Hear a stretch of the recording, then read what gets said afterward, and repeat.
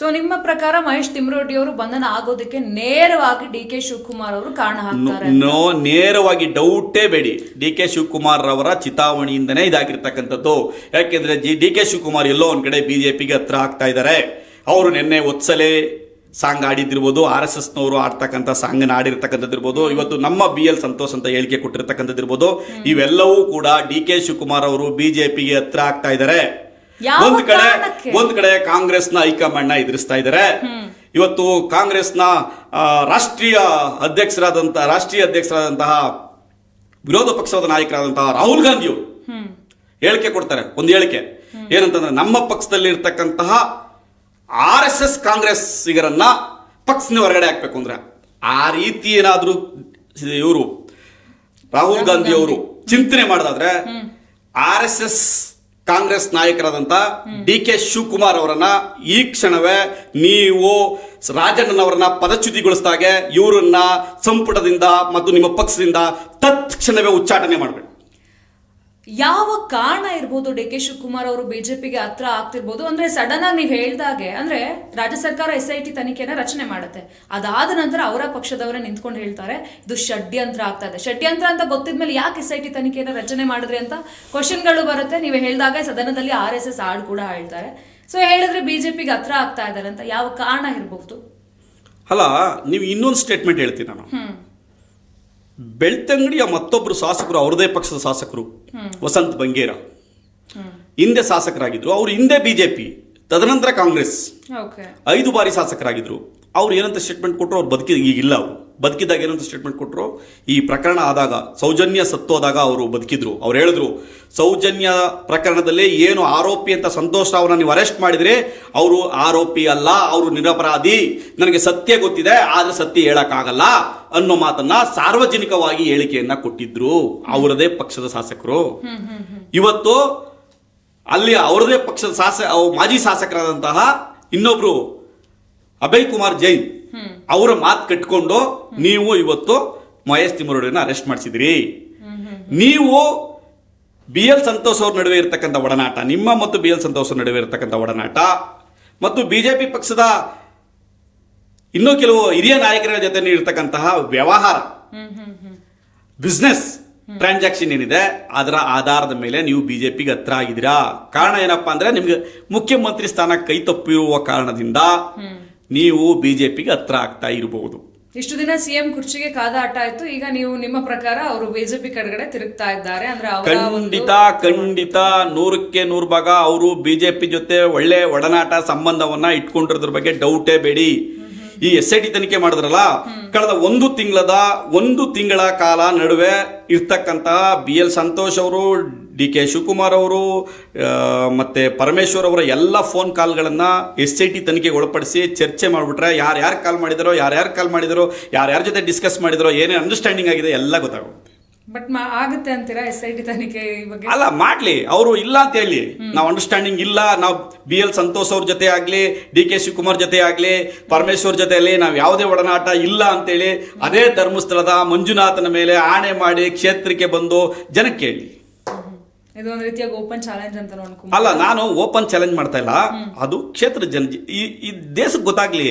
ನೀವು ಕಳ್ಳಾಟಗಳು ಆಡ್ತಾ ಇದ್ರಲ್ಲ, ಸಾರ್ವಜನಿಕವಾಗಿ ಕಳ್ಳಾಟ ಇದೆಯಲ್ಲ, ಜನಕ್ಕೂ ಗೊತ್ತಾಗ್ಲಿ ನೀವು ಯಾವ ಸಂದರ್ಭದಲ್ಲಿ ಯಾವ ರೀತಿ ಅಂಡರ್ಸ್ಟ್ಯಾಂಡಿಂಗ್ ಮಾಡ್ಕೊಂಡಿದ್ರಿ. ಕಾರ್ಯಕರ್ತರು ನಿಮ್ಗೋಸ್ಕರ ಹೋರಾಟ ಮಾಡ್ತಿರ್ತಾರೆ, ಬೀದಿಲಿ ನಿಂತ್ಕೊಂಡು, ರಸ್ತೆಯಲ್ಲಿ ನಿಂತ್ಕೊಂಡು, ಕಚ್ಚಾಡ್ಕೊಂಡು, ಕೊಚ್ಚಾಕೊಂಡಿರ್ತಾರೆ. ಆದ್ರೆ ನಿಮ್ಮ ಅಂಡರ್ಸ್ಟ್ಯಾಂಡಿಂಗ್ಗಳು, ನಿಮ್ಮ ರಾಜಕೀಯ ತೆವಲಿಗೋಸ್ಕರ ಆ ಕಾರ್ಯಕರ್ತನ ಹಾಳು ಮಾಡ್ತಾ ಇದ್ದೀರಲ್ಲ ಅನ್ನೋದೇ ನಾನು ಸಂಕಟ. ಬಡವ್ರ ಮಕ್ಕಳು ಬೀದಿಲಿ ನಿಂತ್ಕೊಂಡು ಹಾಳಾಗ್ತಾ ಇರ್ತಾರೆ. ಇವರು ಮೇಲ್ಮಟ್ಟದಲ್ಲಿ ಇಷ್ಟ ಬಂದಂಗೆ ದೊಡ್ಡ ದೊಡ್ಡ ಹೋಟ್ಲಲ್ಲಿ ಬೇರೆ ದೇಶಗಳಲ್ಲಿ ಹೋಗಿ ಭೇಟಿ ಮಾಡ್ಕೊಂಡು, ಚರ್ಚೆ ಮಾಡ್ಕೊಂಡು ನಿಮ್ ಕೆಲಸ ಮಾಡಿಸ್ಕೊತಾ ಇರ್ತೀರ. ಇವ್ರು ಚೆನ್ನಾಗಿರ್ತಾರೆ, ಅವ್ರು ಹಾಳಾಗ್ತಾರೆ ಅಂದ್ರೆ ಬಡವ್ರ ಮಕ್ಕಳೇ ಹಾಳಾಗೋದು. ಸೊ ಆ ರೀತಿಯಾಗಿ ಹೇಳ್ತಿದ್ರ. ಯಾಕೆ ಅದೇ ಸೌಜನ್ಯ ಯಾಕೆ ಇನ್ವೆಸ್ಟಿಗೇಷನ್ ಮಾಡ್ತಾ ಇಲ್ಲ? ಯಾಕೆ ನಾರಾಯಣ ಅವ್ರ ತಂಗಿನ ಇನ್ವೆಸ್ಟಿಗೇಷನ್ ಮಾಡ್ತಾ ಇಲ್ಲ? ಯಾಕೆ ವೇದವಲ್ಲಿಯನ್ನು ಇನ್ವೆಸ್ಟಿಗೇಷನ್ ಮಾಡ್ತಾ ಇಲ್ಲ? ಅವ್ರನ್ನು ಇನ್ವೆಸ್ಟಿಗೇಷನ್ ಮಾಡಿ, ಅವ್ರು ಬದುಕಿದ್ರೆ ಇಲ್ಲೋ ಗೊತ್ತಾಗ್ಲಿ. ಇವ್ರು ಮಾತ್ರ ಇಲ್ಲ, ಆಯ್ತು ಒಪ್ಕೊಂಡು ಒಂದು ಕ್ಷಣಕ್ಕೆ ನನಗೆ ಇಲ್ಲ ಅಂತಾನೆ ಇಟ್ಕೊಂಡು. ಇನ್ನು ಉಳಿದವ್ರು ಯಾಕೆ ಇಲ್ವಾ? ಅವರು ಬದುಕಿದಾರ ಇಲ್ವಾ? ಬದುಕೇ ಇಲ್ವಾ? ಹುಟ್ಟೇ ಇಲ್ವಾ? ಅದಾರು ಹೇಳಿ. ಯಾಕೆ ಇನ್ವೆಸ್ಟಿಗೇಷನ್ ಮಾಡ್ತಿಲ್ಲ? ಅಲ್ಲ, ನೀವು ಅಲ್ಲ, ಒಂದು ಚಾನಲ್ಲು ಅಥವಾ ಒಂದು TV ಮಾಧ್ಯಮ ನೀವೇ ತನಿಖೆ ಮಾಡಿ, ಇನ್ವೆಸ್ಟಿಗೇಷನ್ ಮಾಡಿ ಚಾರ್ಜ್ ಶೀಟ್ ಹಾಕಿದ್ರೆ ಹೇಗೆ? ನೀವೇ ಕೋರ್ಟ್ ಆಗಿ ತೀರ್ಮಾನ ಕೊಟ್ರೆ ಹೇಗೆ? ಅದೆಲ್ಲವೂ ಕೂಡ ಮಾಹಿತಿ ಇದ್ರೆ ಖಂಡಿತ SIT ತನಿಖೆ ಮಾಡುತ್ತಲ್ವಾ. ನೀವು SIT ಅವ್ರ ಮುಂದೆ ಹೋಗಿದಾರಲ್ವಾ, ಖಂಡಿತ ಅವರು ರಿಪೋರ್ಟ್ ಕೊಡ್ತಾರಲ್ವಾ. ಇವ್ರು ಇದಾರಾ ಇಲ್ವಾ ಅದು ಖಂಡಿತ ಅವರು ಒಂದು ಇನ್ವೆಸ್ಟಿಗೇಷನ್ ಮಾಡೇ ಮಾಡ್ತಾರಲ್ವಾ. ನೀವ್ಯಾಕೆ ದಾವಂತಕ್ಕೆ ಬಿದ್ದು ಇಷ್ಟೊಂದು ಅವ್ರನ್ನ ಹೋಗಿ ಅಷ್ಟು ವಯಸ್ಸಾದ ಹೆಣ್ಮಕ್ಳನ್ನ ಅಷ್ಟೊಂದು ಕೇಳುವ ಅಷ್ಟು ತಾಕತ್ತು ಆ ಕಾವಂದ್ರಿಗೆ ಹಿಡೀರಿ. ಯಾವತ್ತರ ಹಿಡ್ದಿದ್ದೀರಾ? ಇವ್ರನ್ನ ಕೇಳಿದ್ರಲ್ಲ ಕ್ವಶನು, ಆ ರೀತಿ ಅವ್ರನ್ನು ಕೇಳಿ, ಪ್ರಶ್ನೆ ಮಾಡಿ. ಕೇಳಿದಾರೆ ಯಾರಾದರೂ? ನನಗೆ ಗೊತ್ತಿರೋಂಗೆ ಯಾರು ಕೇಳಿಲ್ಲ, ಯಾರು ಕೂಡ ಪ್ರಶ್ನೆ ಮಾಡಿಲ್ಲ. ಕೇಳಿ. ನೀವು ಎಲ್ರಿಗೂ ಒಂದೇ ಇರಬೇಕು. ಪ್ರಶ್ನೆ ಮಾಡಬೇಕಾದ್ರೆ ಒಂದೇ ಥರ ಮಾಡಿ, ಒಬ್ಬರಿಗೆ ಒಂಥರ ಮಾಡೋದು ಬೇಡ. ಪ್ರಶ್ನೆ ನೀವು ಅವ್ರಿಗೆ ಮಾಡಿದ್ರಿ ಸುಜಾತಾ ಭಟ್ಗೆ, ಎಸ್ ಕರೆಕ್ಟ್, ನೀವು ಅವ್ರಿಗೂ ಮಾಡಿ. ಯಾರನ್ನ ಆರೋಪಿ ಅಂತ ಹೇಳ್ತಾ ಇದ್ದೀನಿ, ಸೌಜನ್ಯ ಅವರ ತಾಯಿ ಯಾರನ್ನ ಆರೋಪಿತರು ಅಂತ ಹೇಳಿದಾರೋ ಅವ್ರಿಗೆ ಯಾರಾದ್ರೂ ಮೈಕ್ ಹಿಡಿದಿದ್ದಾರಾ? ಹಿಡಿದಿಲ್ಲ. ಅವರು 4 ಜನ ಆರೋಪಿ ಅಂತ ಐಡೆಂಟಿಫೈ ಮಾಡಿ ಹೇಳಿದ್ದಾರೆ. ಅದು ಜಡ್ಜ್ಮೆಂಟ್ ಅಲ್ಲೂ ಇದೆ. ಅವ್ರನ್ನ ಹಿಡೀರಿ. ಯಾರನ್ನ ಆರೋಪಿ ಅಂತ ಹೇಳಿದ್ವಲ್ಲ, ಯಾರು ಆರೋಪಿ ಅಂತ ಜಡ್ಜ್ಮೆಂಟ್ ಅಲ್ಲಿ ಹೇಳ್ತಾರಲ್ಲ ಸೌಜನ್ಯ ಪ್ರಕರಣದಲ್ಲಿ, ಅವ್ರನ್ನ ಕುಣಿಸ್ಕೊಂಡು ಆರೋಪಿ ಸ್ಥಾನದಲ್ಲಿ ಕೂತಿರ್ತಕ್ಕಂಥ ಒಬ್ಬ ಅಯ್ಯವನ್ನು ಕುಣಿಸ್ಕೊಂಡು ಒಂದು ಚಾನಲ್ ಅಲ್ಲಿ ಇನ್ವೆಸ್ಟಿಗೇಷನ್ ಮಾಡ್ತಾರೆ. ಸೊ ನಿಮ್ಮ ಮಾತಿನ ಪ್ರಕಾರ ಅಂದ್ರೆ ಇವರು ಇಂಡೈರೆಕ್ಟ್ ಆಗೆಲ್ಲ ಅವ್ರಿಗೆ ಸಪೋರ್ಟ್ ಮಾಡ್ತಾ ಇದ್ದಾರೆ ಅಂತನಾ? ನಾನು ಹೇಳ್ತಾ ಇರ್ತಕ್ಕಂಥದ್ದು ಪ್ರೀ ಇನ್ವೆಸ್ಟಿಗೇಷನ್ ಬೇಡ. ನಿಮ್ಮ ಇನ್ವೆಸ್ಟಿಗೇಷನ್, ಅದು ಇನ್ವೆಸ್ಟಿಗೇಷನ್ ಮಾಡೋದು ಒಂದು ತನಿಖೆ ಸಂಸ್ಥೆ, ಅದು ಕೆಲಸ ಮಾಡಬೇಕು. ಆ ವರದಿಗೆ ಬಿಟ್ಬಿಡಿ. ಅದು ಆ ವರದಿ ಬರೋವರೆಗೂ ಕಾಯಿರಿ. ವರದಿ ಬಂದ್ಮೇಲೆ ನೀವು ಹೇಳಿ. ಆ ವರದಿನ ಇಟ್ಕೊಂಡು ಇಂಟರ್ಪ್ರಿಟ್ ಮಾಡಿ. ಆ ವರದಿ ಇಟ್ಕೊಂಡು ನೀವು ಜನರಿಗೆ ಬೆಳಕನ್ನು ಚೆಲ್ರಿ, ಇದೀಗಿದೆ ಅಂತ. ಅವಾಗ ನೀವು ಮಾಡಿ. ಅದಕ್ಕಿಂತ ಅದು ಒಂದು ಕಡೆ ಆ ಇನ್ವೆಸ್ಟಿಗೇಷನ್ ನಡೀತಾ ಇದೆ, ಒಂದು ಕಡೆ ಅದೆಲ್ಲ ತನಿಖೆ ನಡೀತಾ ಇರ್ಬೇಕಾದ್ರೆ ಪ್ಯಾರಲ್ ನೀವೇ ಒಂದು ಇನ್ವೆಸ್ಟಿಗೇಷನ್ ಮಾಡಿ ಜಡ್ಜ್ಮೆಂಟ್ ಕೊಡ್ತಾ ಇದ್ರಿ. Karibasaveshwara agri India private limited ರವರ number 1 sprinkler pipe.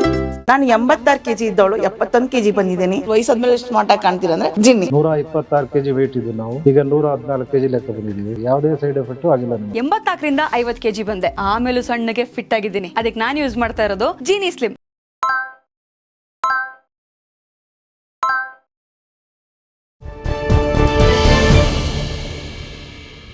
Karibasaveshwara agri India private limited ರವರ ನಂಬರ್ 1 ಸ್ಪ್ರಿಂಕ್ಲರ್ ಪೈಪ್. ನಾನು 86 kg ಇದ್ದವಳು 71 kg ಬಂದಿದ್ದೀನಿ. ವಯಸ್ಸಾದ್ಮೇಲೆ ಸ್ಮಾರ್ಟ್ ಆಗಿ ಕಾಣ್ತೀರಾ ಅಂದ್ರೆ ಜಿನ್ನಿ. 126 kg ವೇಟ್ ಇದ್ದು ನಾವು ಈಗ 114 kg ಲೆಕ್ಕ ಬಂದಿದ್ದೀವಿ. ಯಾವುದೇ ಸೈಡ್ ಎಫೆಕ್ಟ್ ಆಗಿಲ್ಲ ನಮಗೆ. 84ರಿಂದ 50 kg ಬಂದೆ. ಆಮೇಲೂ ಸಣ್ಣಗೆ ಫಿಟ್ ಆಗಿದ್ದೀನಿ. ಅದಕ್ಕೆ ನಾನು ಯೂಸ್ ಮಾಡ್ತಾ ಇರೋದು ಜೀನಿ ಸ್ಲಿಮ್.